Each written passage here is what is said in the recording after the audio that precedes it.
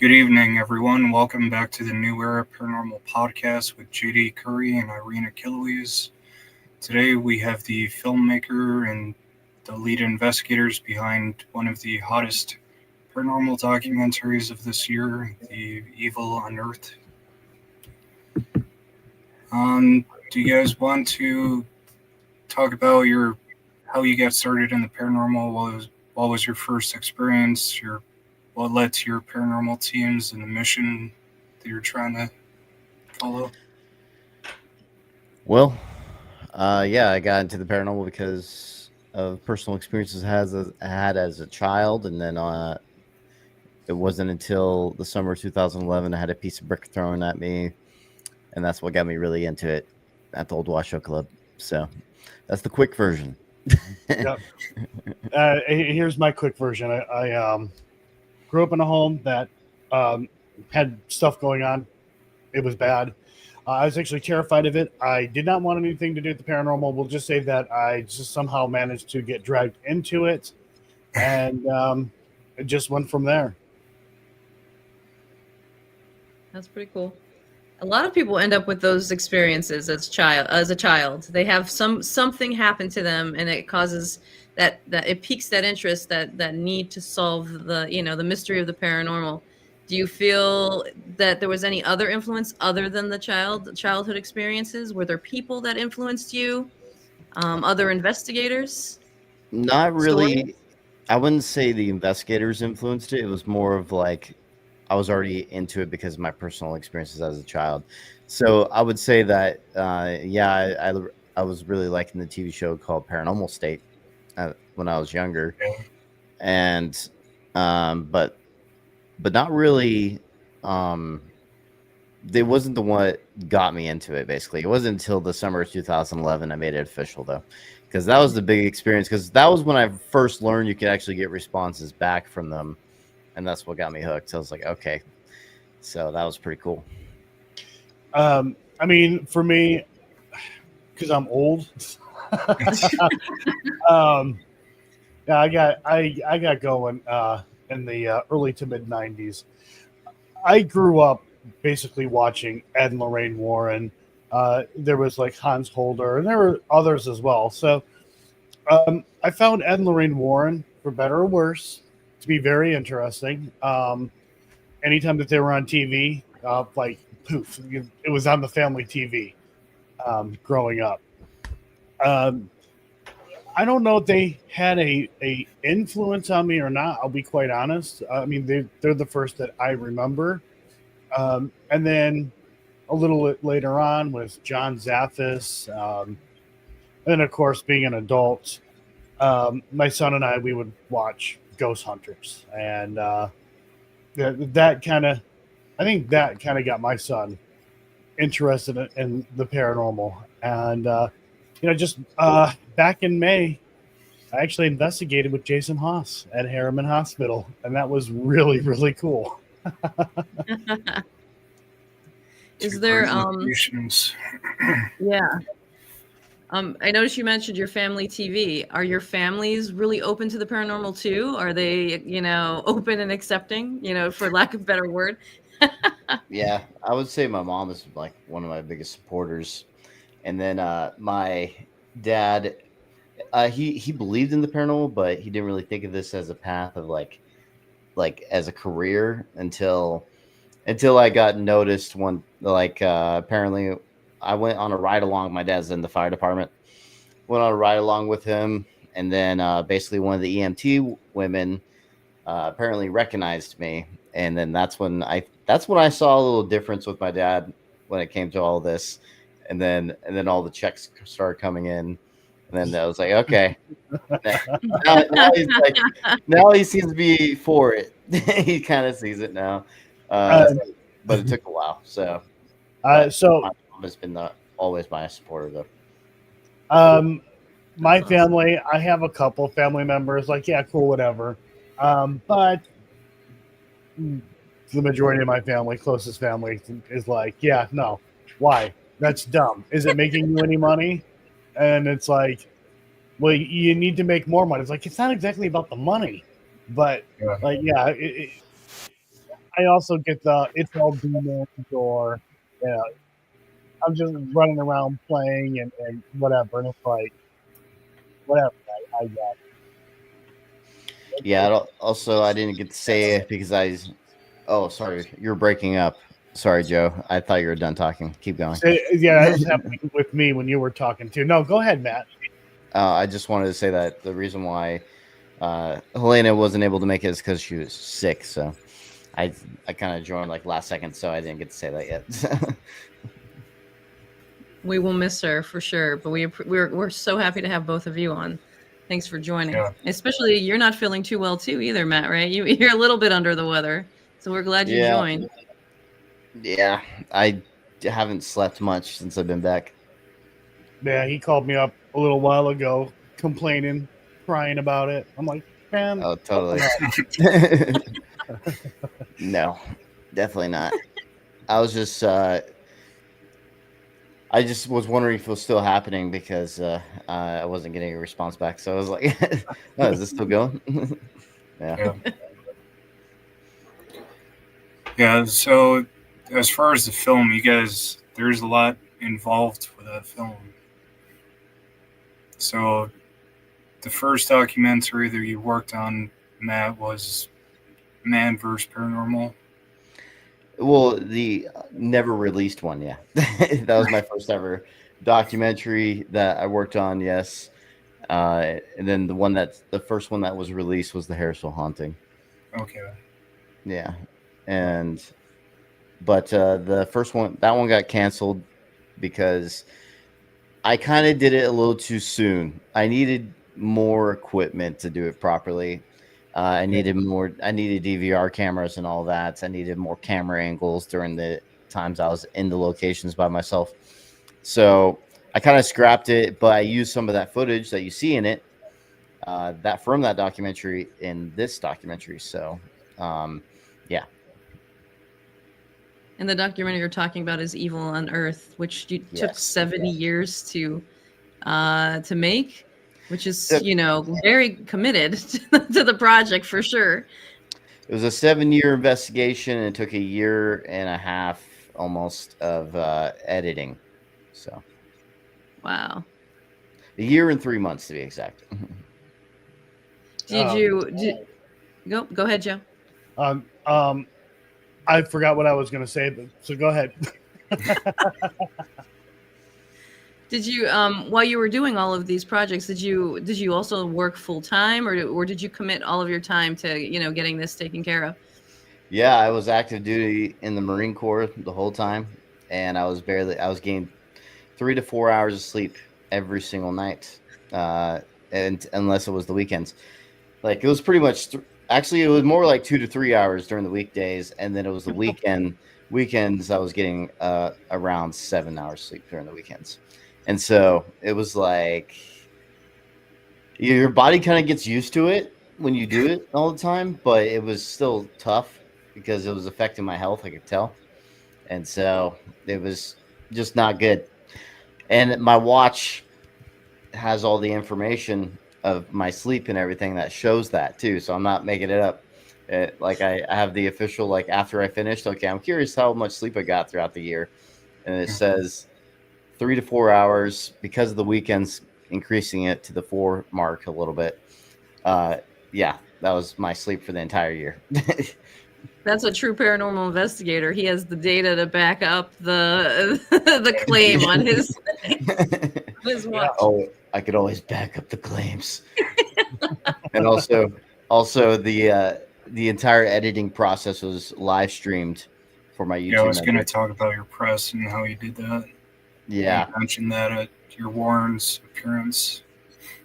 Yeah, actually, what was interesting about that is like when you get to watch the whole process, like you got to see me on some days I was like not for it because I was just so exhausted, but I still pushed through and would still do it. And so you see my good and bad days. You see like the times when I'll have Joe or some of the other guys on trying to edit and go over some of the evidence to see what we don't think is evidence or we can explain, stuff like that. So, yeah.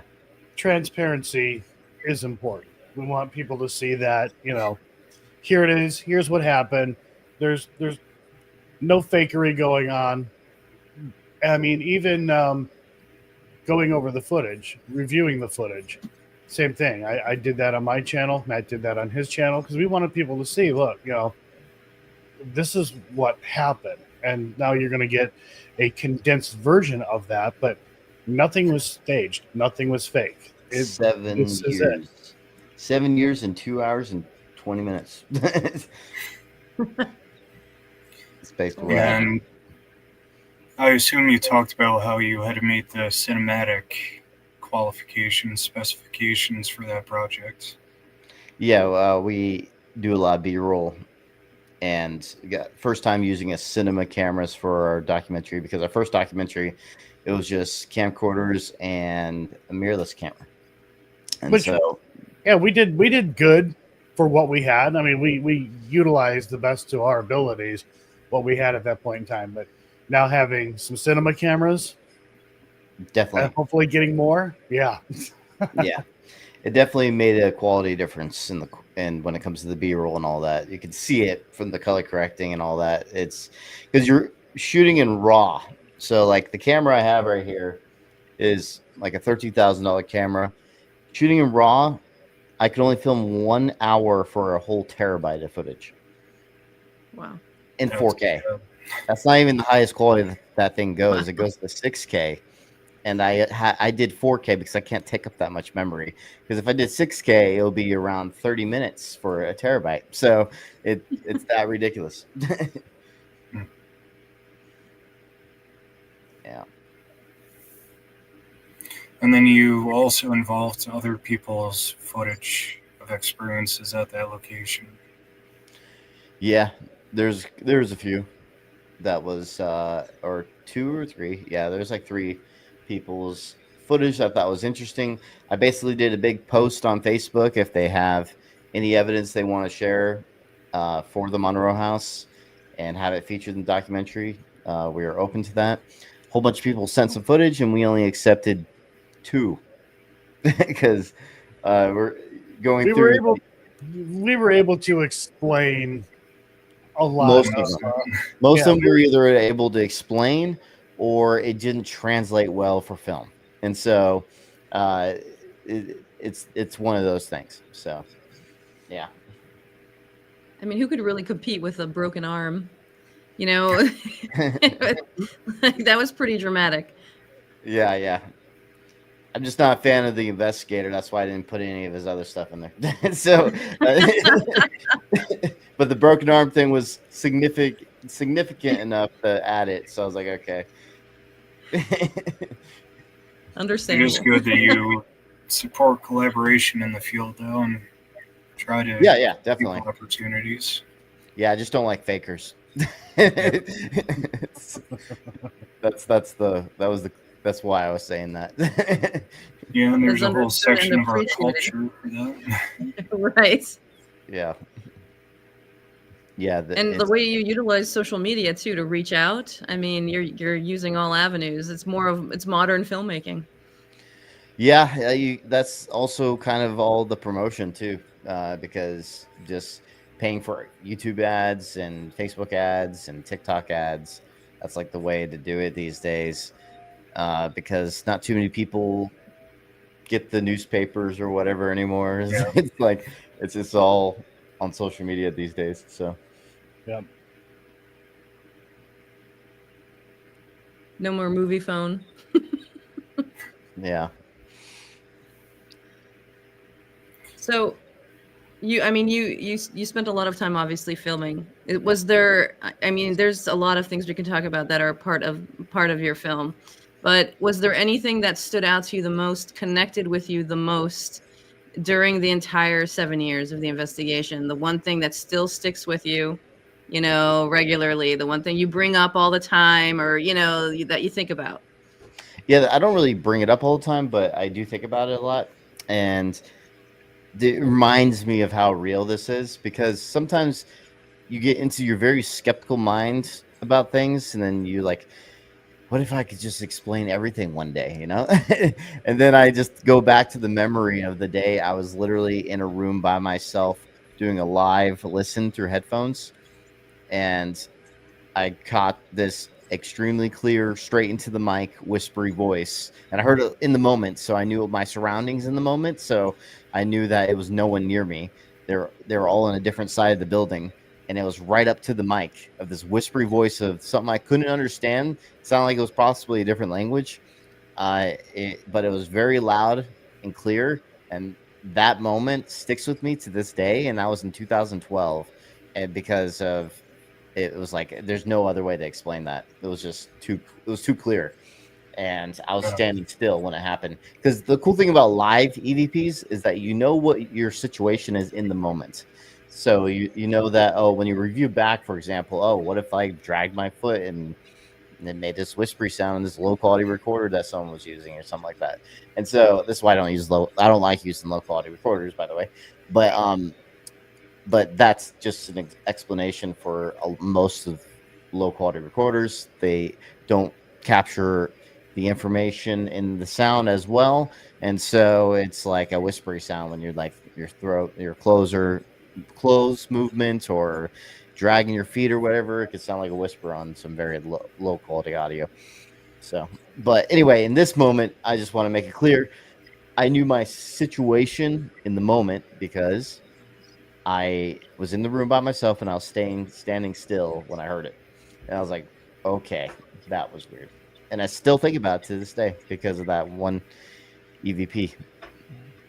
I think they were just talking about the Monroe, or not? Yeah, the Monroe House. Oh, sorry. I thought you were No, talking that's about okay. all expenses.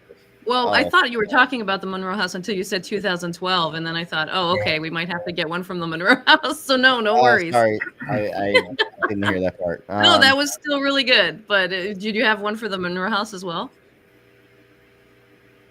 Yeah, I would say the door. Door? Yeah, you see it in the film. I don't know if you guys watched it, but yeah. Yes. I know you have it because you said the broken arm thing. So It was completely locked with a deadbolt, right? yeah, it was locked, and that was the cool thing about it is that I have before footage of me locking it also, and I never touched it again because no one really goes through that door. There's like no need to go through that door because everyone goes to the back door. If you go to the Monroe House, everyone goes to the back door because it used to be completely screwed in on the front door, and so no one would go through there, and so there's no point for me to go through there. And I never went through there the entire time until it opened up on its own after I locked it. For me, I've had a couple of things that have definitely stuck with me at the Monroe House, and it reminds it kind of reminds you that the paranormal is very psychological, especially with demonic hauntings. It's more psychological than it is physical. Just quickly, I was there. I was actually with Eric, but I had the house for 2 nights. Eric was with me the first night, and then the following day he took off. So now I'm at the house by myself. I had gotten something to eat, came back to the house, lay down on the couch, get some sleep, and all of a sudden I hear this banging sound over my head. Now, where I'm at, there's nothing overhead. And at first I thought maybe it was Eric trying to get into the house, that he forgot something. And then I realized it was coming from above my head. So then I thought, did Eddie come in here and like start doing work? Like, why would he do that? He wouldn't do that. So I got up and went to check. By the time I went to open the door to go upstairs, it stopped. Anyhow, I went upstairs, looked around, didn't see anything. Went into the bathroom, came out of the bathroom, walked down the hall, and out of the corner of my eye, and I had to say I was very tired, but out of the corner of my eye, I seen somebody that I knew. It was a female, but all I seen was like, for like a second, if that, the back of this person walk into one of the rooms, and I just stood there. Just before that had happened, I started to smell that lotion, that cucumber melon lotion, and anyhow, I just stood there. I'm like, did I just see that? Now, if I go in the room, I've got nothing, no equipment, nothing. So if something happens, it's just a story, just like the story I'm telling now, right? So I ran downstairs to go grab some equipment, but there was this nasty smell, which made me sick. The bathroom, the only working bathroom in the house, is upstairs. I'm not making it back upstairs. So I went out the door, backyard, and out went my McDonald's. There's been other times where you will hear something. I've been threatened at the Monroe house, something saying, I will kill you. And also, there's a part of the documentary we have brought in some items. And I'm so glad we did, because we got a response by using these items. And again, it's like, this is real. Like, something is happening here. We all just can't be crazy. Like, we're all hearing the same thing. You know, we're all witnessing the same thing here. It's true. I mean, it's you know, it's something that we can't see. We can't truly authenticate in some, you know, like other than the way we authenticate now. So, you know, people will still figure out ways to say, "Oh, that's not real," or "Oh, that," even no matter how much footage, no matter how much evidence you have. So it's good when you have that group of people that can authenticate with you. That helps at least validate you and your experiences when you're investigating, and keep you objective as But well. there's always going to be those people out there that are just going to say something Yeah. different. They'll find other reasons, other excuses. And, you know, even though we do show, well, mainly Matt shows the editing process, and we do review footage and stuff like that, there's always somebody like, well, that's fake. It's like, go look, here this is, go watch it. Right. We'll But provide you all even the there- raw footage. Right. You'll watch all 400 hours. Yeah. Right.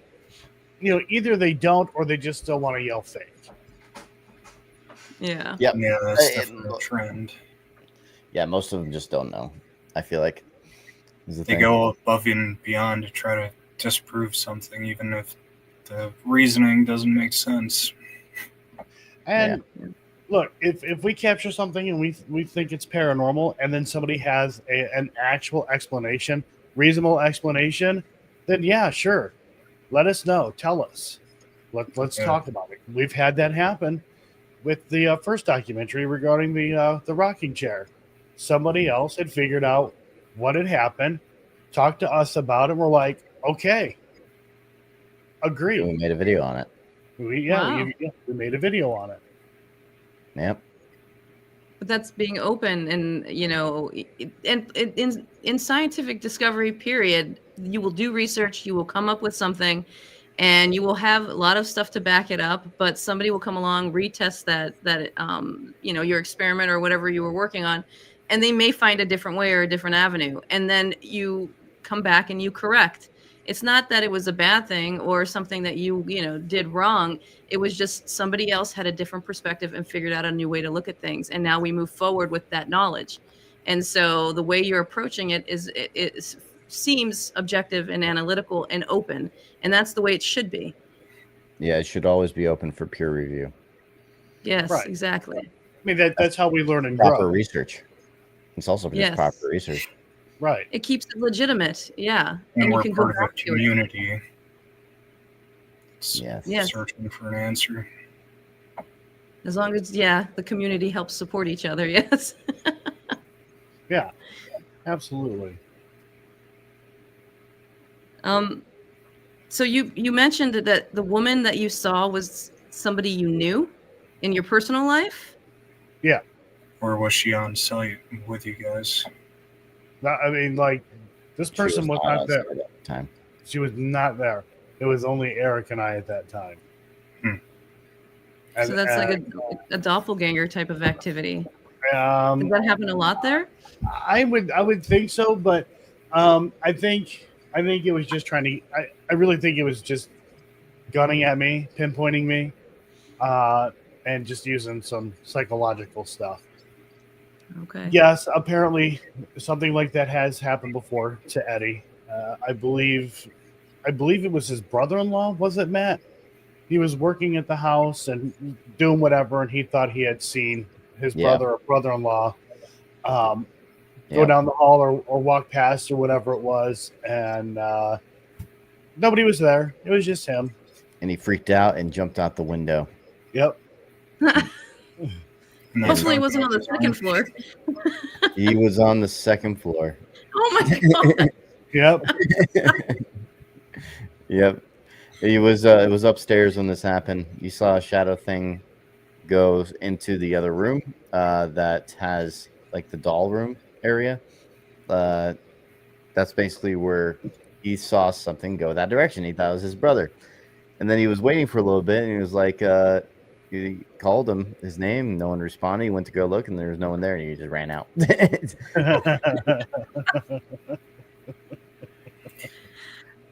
And Joe, All those skeptics need to have that same experience right there. Put them in the space. yeah, Sorry, Yeah. JD. Joe, was the smell like the stereotypical rotten egg smell or something different, unique? It was so it smelled like sewage, rotting meat, and it did have a sulfuric smell to it. One of the things that I had always been meaning to ask Eddie was, where does the sewer line run through the house? And I ended up after we were done filming, I was with two other people, and I finally asked them that question. I finally remembered. And yeah, the sewage line, and this could very well be an explanation for that. The sewage line does run where I smelt that, and where a lot of people claim that they get this nasty smell. So it very well could have been that. I can't say for sure, but again, that could be an explanation as to what people are actually smelling. But I just can't say for sure. Yeah.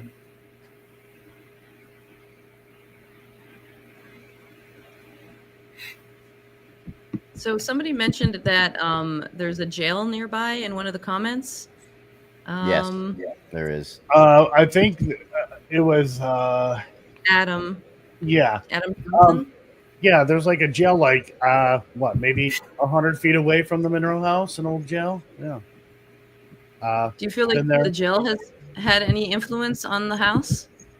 I don't know about that. I don't think so. I think it's the rituals. Yeah. I mean, there are people who believe that there's some sort of connection with the jail, the Mineral House, and some other spots in that area. I personally, I don't think so. Okay.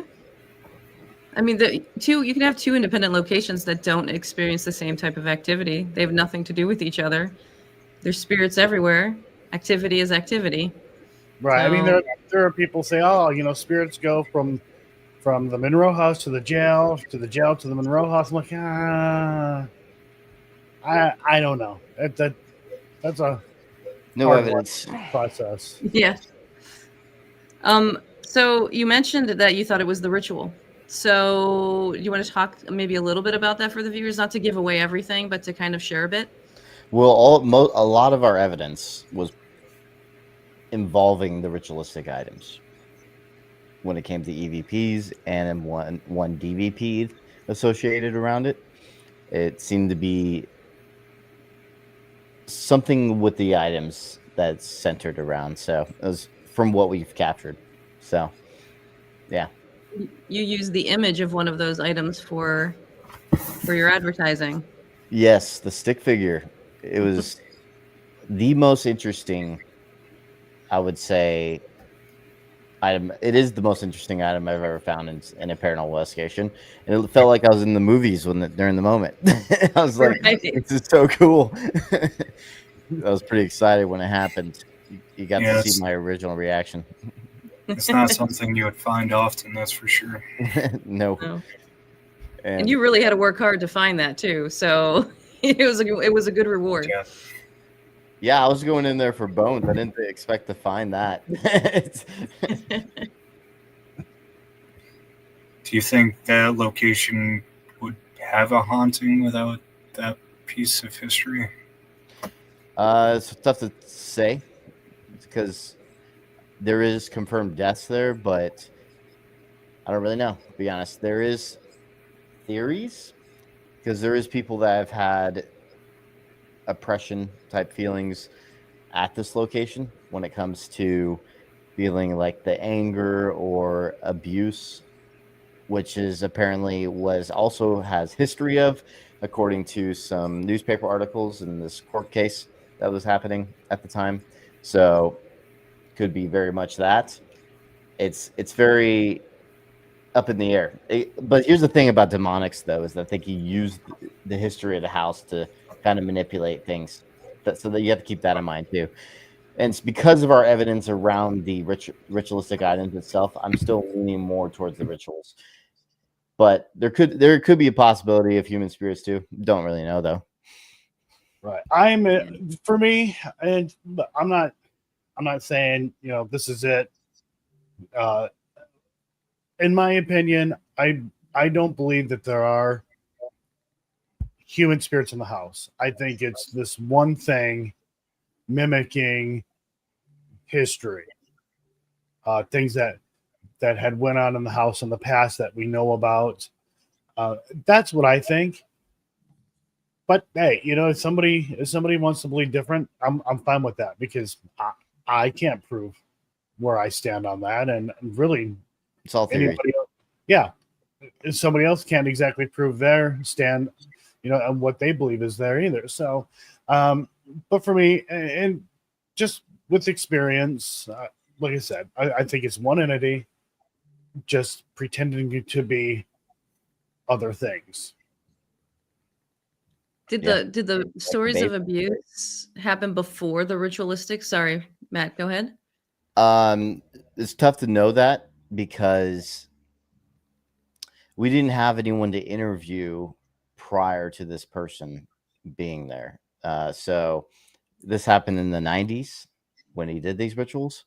So we don't really know for sure prior from at least the people we've interviewed if the haunting was happening before that. So Right. And there was, again, doing the research, finding the newspaper articles and stuff like that. Yeah, there were people in the house who had a very bad marriage. One person, like the husband, would say the wife was terrible. The wife would say the husband was terrible. They both did all these terrible things to one another. The problem is that you always run into a situation where you know somebody's dating somebody else and all of a sudden there's a breakup and that person was terrible. Then the other person's like, oh no, that person was terrible. Yeah, I mean, I'm gonna, yeah, I'm sure stuff happened. But who really knows the truth? They both could have been just horrible to one another. I mean, that was actually the claim because also what people were feeling for mediums and other people were feeling like child abuse was happening too, which is actually what was said in the newspaper article too, is that the right. wife was doing that. So interesting. I don't know. It's pretty, but like I said, it could be also the entity there using the history of the location as taking advantage for the situation there. Just like the baby cry, because we know Yeah. that there's a death that happened in the house from a baby, but is it really the baby or is it just I don't think so. Yeah. playing with the history of the house?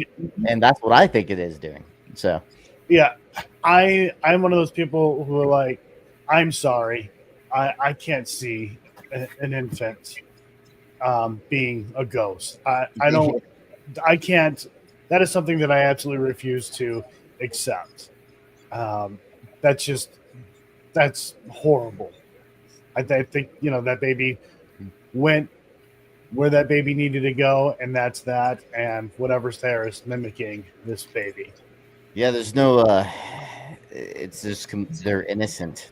So there's nothing like that could hold them back, So just Yeah. move on to maybe heaven, depending on your beliefs, or Because I don't believe it would just stick around either. It doesn't make any sense. Because usually hauntings, they say if you do believe in it as a purgatory or a ghost or whatever, they have a reason for staying behind. So Unfinished business. or Kel- or Kel- something traumatic that they don't know what happened to them. It's one of those two things. Usually is what it causes a haunting. In theory. Kellen Chad Right. has a question. Yeah. I can. Okay, there we go. Egregore? Okay, so this is apparently a new name now. Matt, a manifestation. What is it called? The Phillips experiment kind of thing. Oh, okay. Form Yeah, entity. Yeah. Yeah, So it's possible. I don't know about that though. not with the Monroe House. I don't think so. In my opinion. Yeah, it could be. I don't know. To be honest, it's possible, but I don't know.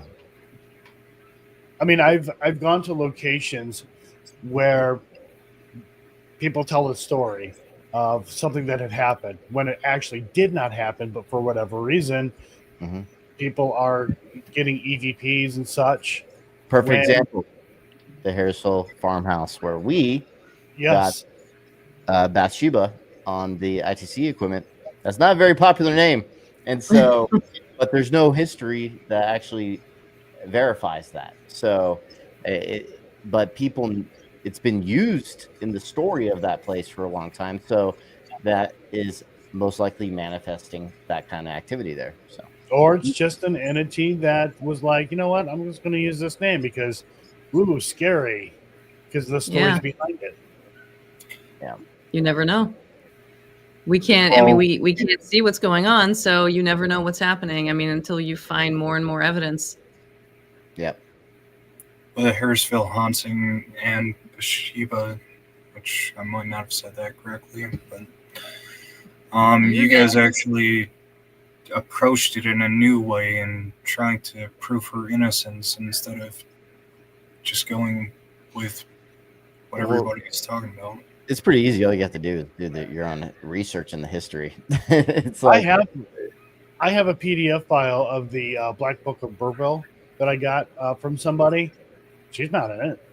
I don't know why anybody claimed that she was in the book and claimed that she did this stuff that she didn't do. I think it is important, and it is something that does drive me nuts because I recently have experienced this. But when people, drag the dead through the mud, and using the dead as a way to make money and tell a creepier story to get people to locations, I can't stand that. It's not fair, and I think it's important that people do step up, do the research, and call people out who do stuff like that because it's not right. And unfortunately, there isn't a law against defaming the dead, and that's a shame. I think family members should be able to take legal action against those who are defaming their family members, because not just defaming that person, they're defaming the family name. And I really do think that something needs to happen to fix that, I guess you could say. I guess they can you do defamation case on someone that is like family member of someone that's dead? So there was I won't name the location, but there was a location where the claim was a man self-deleted himself in a chair, and that's not what happened at all. And the family wanted to sue the owner of this location, but they couldn't because the guy's dead, Yeah. and there's no law against defaming the dead. Yeah. Yeah, that's something people don't think of, and from like the medium point of view too. I mean, these are people. They were people when they were alive. They have families that are still here. It's you're not just telling a story. They were souls People loved them. They were somebody's son or daughter or mother or father. Like, if when we start to sensationalize these things and to make money, you're not just, your heart, you're not only, like, lying to the people that are trusting you with whatever information you're providing them, and you're causing harm to the individuals that are connected to them, and you're rehashing something that's hurtful on top of it's untrue. On top of it, it's untrue, which makes it even worse. They're people. They might be passed away, but they're still people.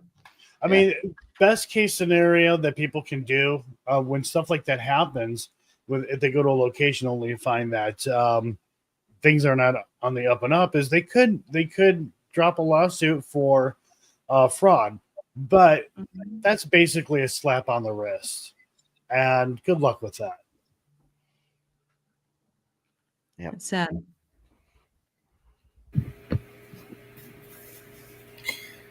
So for Helena, she's a empath, right? Able to feel feelings. yeah, she's empathic. Is she intuitive? She's not like a medium or anything, but yeah, she's she's tiny. Yeah, she's smaller. To tell you though, when you turn and look at her when you're doing essays in the film, oh yeah, she's sitting in that chair. That was creepy. Yeah, she is. She was definitely. That's why I think she was being targeted in that. Yeah, she was the only one that was like having the fear in that moment. So yeah, I noticed Helena getting aggravated while we were filming. I mean, it wasn't like she's like running around being a total bitch or anything like that, guys. I could just tell that she was frustrated and she was aggravated. and on night 3. And that is something, again, that is a claim of the location. I've experienced that. It's not in the documentary, but doing an interview, I looked over at one of our guys, Mike, and I'm like, I'm pissed at you. Like, I wanted to punch him in the face. For no reason, I was mad at him. He did nothing wrong. I wanted to punch him in the face. I think the thing is that I just bring it out of Helena. I'm just kidding. I'm just kidding. Well, I mean, emotions are closer to the surface with that one. Every day I want to punch Matt in the face. So there is that. Yeah. And if it's a demonic, they definitely know where to hit you, where it hurts. So they'll push. Yep. And I knew what was going on. Going on. And I'm not the only one who has experienced that. Matt has experienced something similar to that as well when he was there at one point. And so have others. Yep. So it's like the place has an aura to it. Yeah. There's like something, it feels like there's something in the distance always watching in the Monroe house. It keeps it, it's weird because it's always feeling like it's in the distance. And that place definitely raises my anxiety. The first time I went there, I was filming B-roll, and I was up in one of the rooms, and it really felt like there was somebody staring at me in the doorway, just outside of the room. And I'm like, this is annoying. Like, it literally feels like there's just something there. And look, hey, there's times I go to the location and everything's fine, everything's good, and then other times it's like, okay, I feel like I'm being watched. Or you can go there and hey, cool, whatever. Then all of a sudden it just switches. So it's one of the most interesting places that I have been to. I love that place. And for those who want to know, would we go back? Hell yeah, absolutely. Oh yeah, going back soon. Yeah, going back soon, actually. Yeah. Not to film a documentary or part 2 or anything like that. Documentary 2, guys. Put it out there. I'm just kidding. No, that'll take another 7 Start years. rumors. Just kidding. Did anybody feel like they were affected by any of those objects that you had uncovered? I haven't heard any stories about the objects affecting them specifically, but if the haunting caused the rituals, and I mean, if the haunting is caused by them, I guess so, because there was someone that was possessed there. So that was interesting. The reason why I called it possession, by the way, is because she blacked out during part of it. So that because she doesn't sound like completely possessed, she sounds like oppression, to be honest, during the moment. It's because she was reacting to certain emotions and everything, but she blacked out in part of it, so I guess that counts it as she doesn't know what she's doing. So yeah. The only effect those objects had on me was excitement. Just got a response. So, yeah, they got responses, which is the coolest part about it. Yeah, that was cool. But other than that, no. I mean, it's just like, wow, these are here. This will hopefully be interesting, and it turned out to be pretty interesting. I'm glad those items were brought into the house. Yeah. Well, you had a very well-known consultant on your documentary that did talk about those items. Did you want to talk about her? Yeah, I'm a fan. I believe she is a leading investigator, and in all cases, medium investigator in the field. But go ahead. Yeah, she's really good. A occult expert is what we classified her as for this film, and she is very knowledgeable in the occult, and that's actually the main reason why I wanted to get her input on the effigy stick figure. And so she kind of went in depth with it, of what it could be. And then on top of that, she's been to the Monroe house, so she's also had that personal experience there. She's been there like 3 times, I believe. So yeah, that also kind of helps with some of the new information. And also had some behind the scenes input that wasn't put in that TV show for the person that did the rituals. So like, I didn't know he was a part of the left-hand path until she told me that. So that'd be interesting. Yeah, it's eerie. Doing research on that whole thing, and it's funny. And I don't mean to sound like profiling people or anything like that, but I got some information in regards to who was living at the house in the past, and went searching, and I seen the guy who was doing these rituals, and the way he looked, I'm like, nope, that's him. He's the one. Just the way he looked and everything like that, I'm like, that is 100% him, and it was. So I mean, I kind of had to laugh about that. Yeah, it's kind of a jerk thing to say, but I mean, he like looked the part, I guess you could say. You wore all black. Oh no, like me. No, man, it wasn't just that. It wasn't just. He had tattoos. Yeah, it wasn't just that. But you can get a vibe off a person when you meet them or you see a picture of them. I mean, especially you're so closely connected to it now. Why I would expect nothing less when you see something, like feeling something. But the thing is, even if you did judge me, it's not very far off if you look at my background. I just don't do the rituals. That's the only difference. I remember seeing George, what's his name? I can't remember his last name. The Amityville house. And I had seen him, and I'm like, this guy is into stuff. Like, if anything, it's probably whatever happened in the house had to do with him.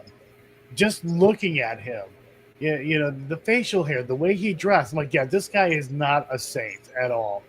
And then along comes this documentary. I remember talking to a friend of mine about this, but along come that documentary with the son, and he started talking about how George was into doing these dark things. I'm like, I knew it.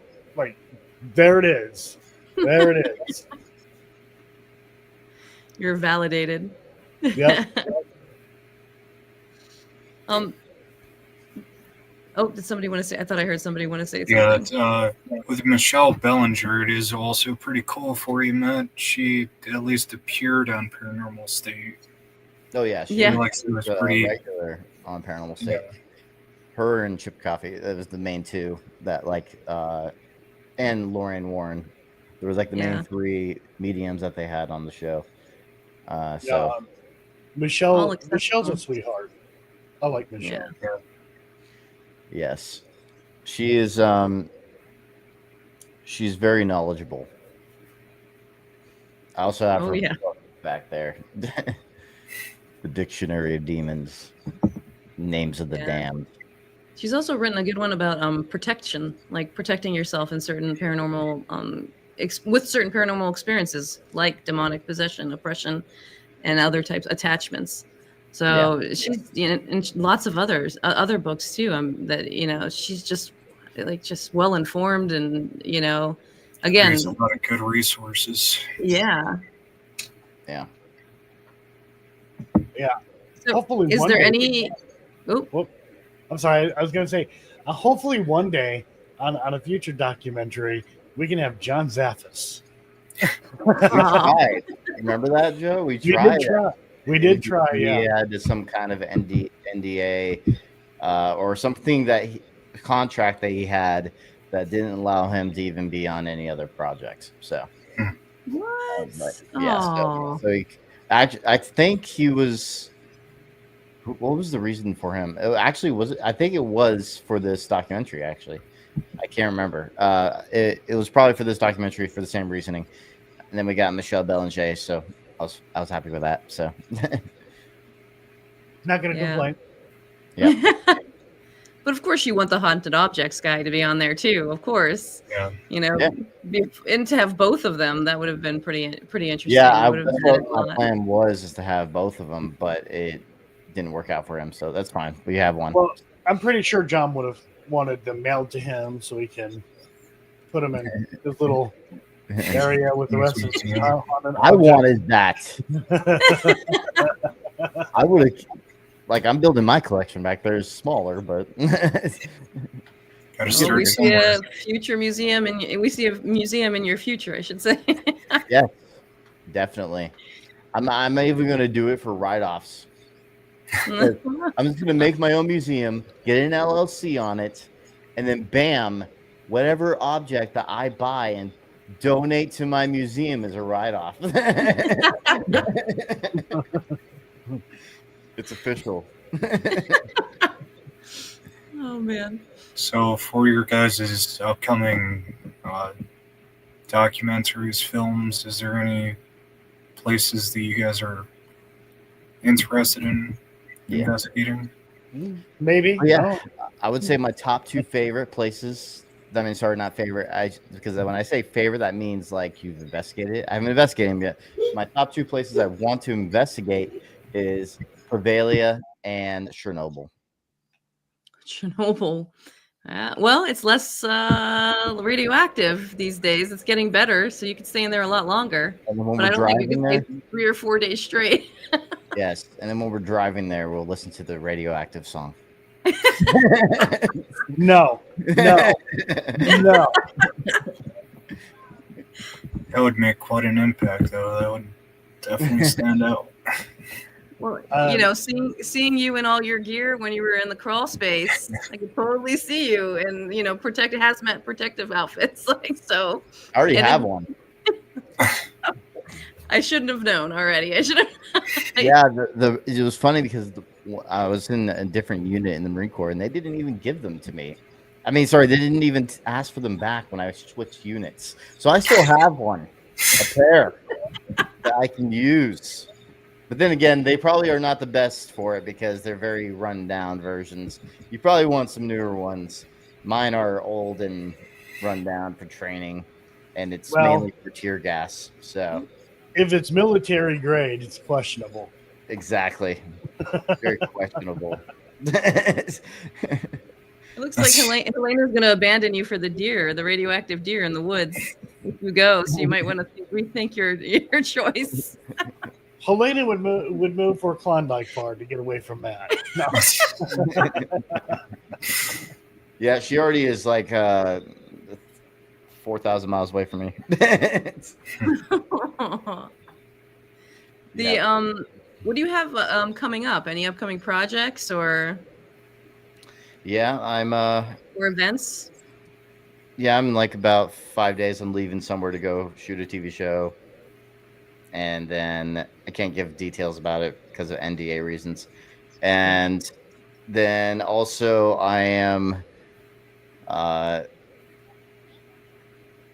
yeah, so we also have some other things we're doing that is our own concept of a show slash we're also doing another documentary that's in pre-production. So it's a lot of work. So we have actually 2 documentaries in the works that are in pre-production right now. So Right. And I mean, beginning of next year, I mean, it's go. Literally, beginning of the year, it is go. I'm literally Awesome. day one because we already have some set for day one. It's a lot to look forward to. That's awesome.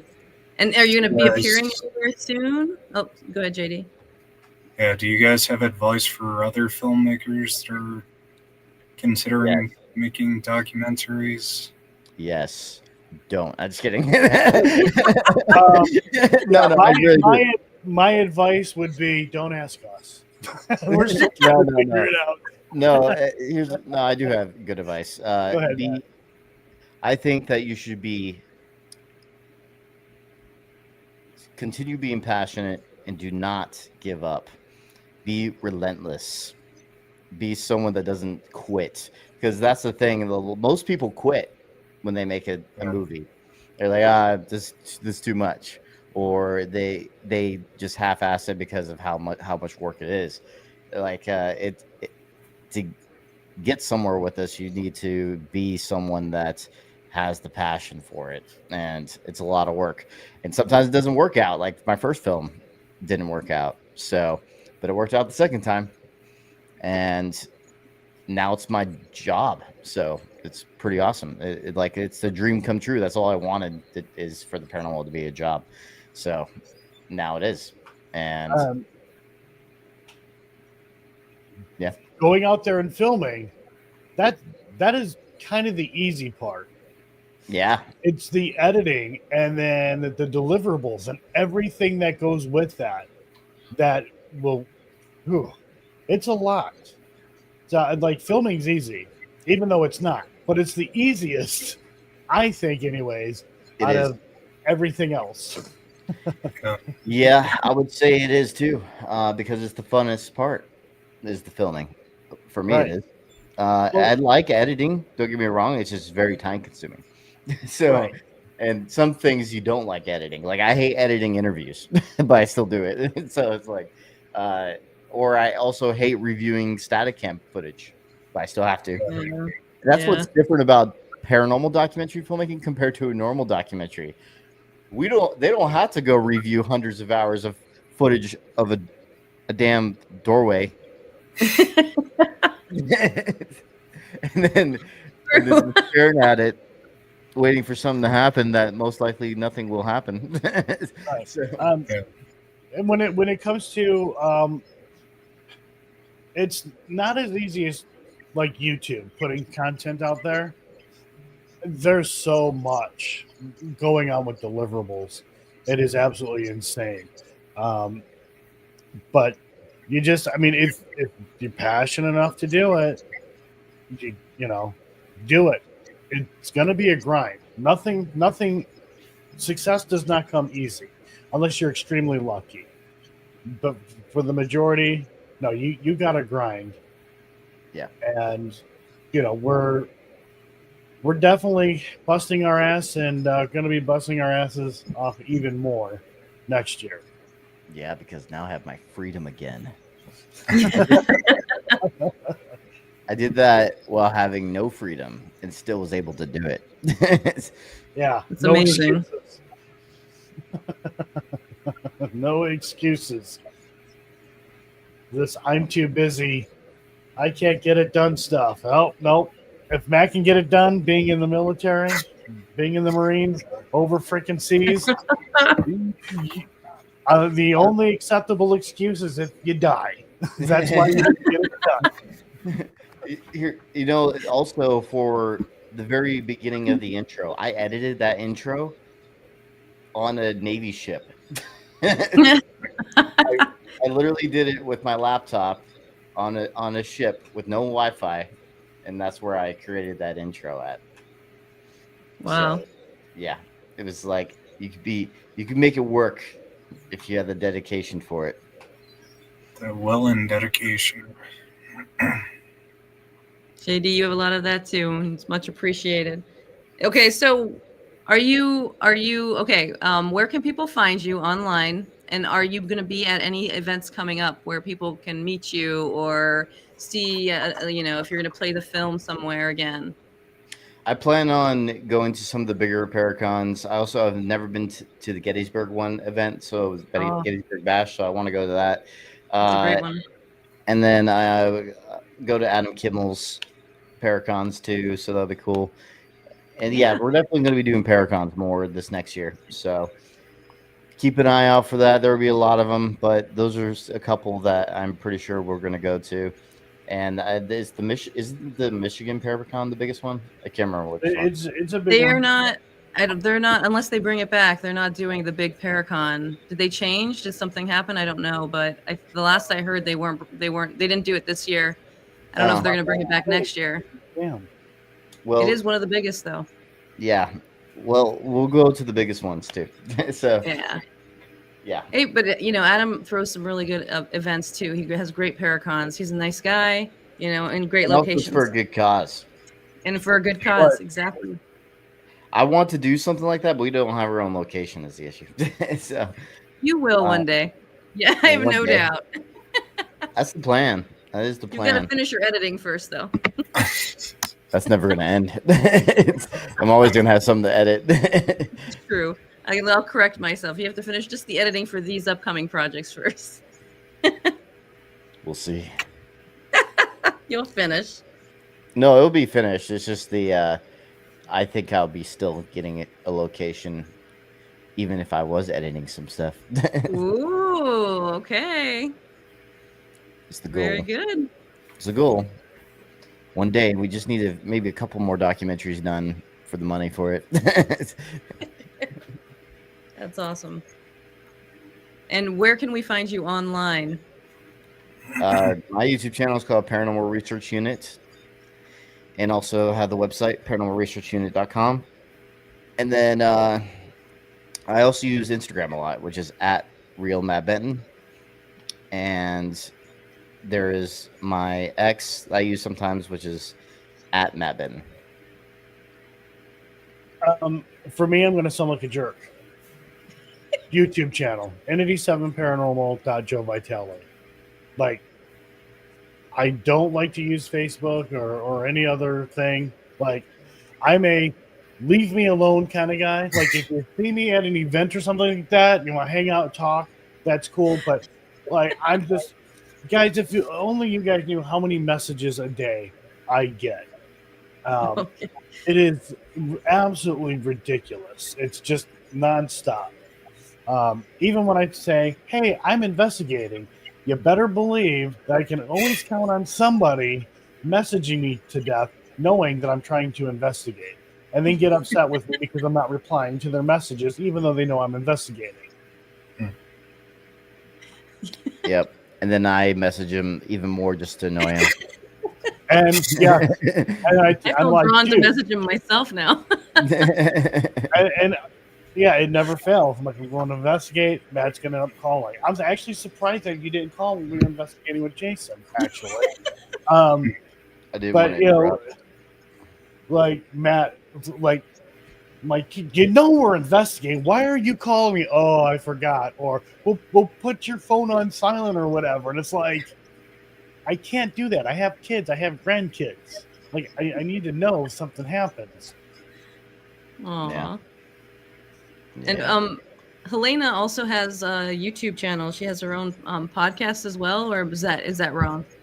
No, Is that correct? she does have her own. It's called Hauntingly Beautiful Adventures, and then she also has a true crime channel, which is Hellbent with one L because of Helena Benton.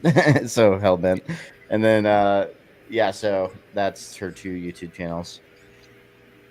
All right, awesome. Well, thanks you guys for joining us. No problem. Yeah, thanks for Wish having you us. luck for your future endeavors, and maybe we cross paths sometime down the road. Sounds good. Yeah. Thank you for having us. Thank you for joining. No problem.